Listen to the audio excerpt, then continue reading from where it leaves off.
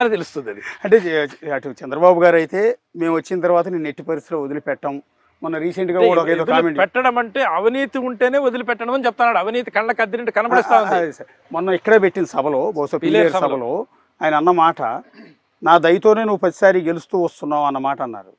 అంటే ఏంటి అర్థం అండి అది? దయతోనే అంటే కొంత టికెట్లు ఇచ్చే దాంట్లో నేను కొంత విఫలమైనాను అనే లెవెల్లో లాస్ట్ టైం ఇంతకుముందు టైము ఒకసారి బీసీకి ఇచ్చి ఒకసారి ఇది ఇచ్చి నీకు సరైన పోటీ పెట్టలేక పరిస్థితుల్లో నువ్వు 2 సార్లు నా దయాదాక్షిణ్యంతో గెలిచినావు. ఈసారి సరిగా నీకు పెట్టాను, నువ్వు ఓడే తద్యం నీ అవినీతి అంతా బయట పెడతాను, రేపు అధికారంలోకి వస్తానే నిన్ను జైలుకి పంపించేది ఖాయమని చెప్పి. ఇప్పుడు మీ జిల్లా ఎస్పీ రిశాంత్ రెడ్డి ఉన్నారు, ఇక్కడ డిఎస్పీలు ఉన్నారు, కొంతమంది సిఐలు ఉన్నారు. ఈ పోలీస్ అధికారులంతా పెద్దిరెడ్డి చేతుల్లో ఉన్నారు. పెద్దిరెడ్డి ఏం చెప్తే దాని ప్రకారం మా టీడీపీ కార్యకర్తలని, నేతల్ని, పర్టికులర్ చంద్రబాబు గారితో సహా మీతో సహా వేధించారన్న ఆరోపణలు ఉన్నాయి. లోకేష్ గారు కూడా రెడ్ బుక్ చూపిస్తూ ఉన్నారు, ఇందులో పేర్లు ఉన్నాయని.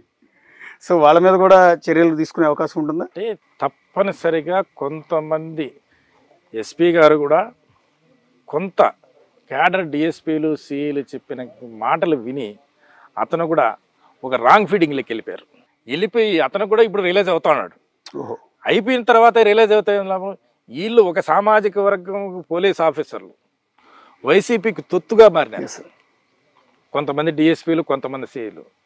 వాళ్ళకి తప్పదు, మమ్మల్ని ఏ రకంగా తప్పుడు కేసులు పెట్టి మమ్మల్ని హీనించి మమ్మల్ని కార్యకర్తలను కొట్టి లోపలేసి నానా బూతులు అనమాని మాటలని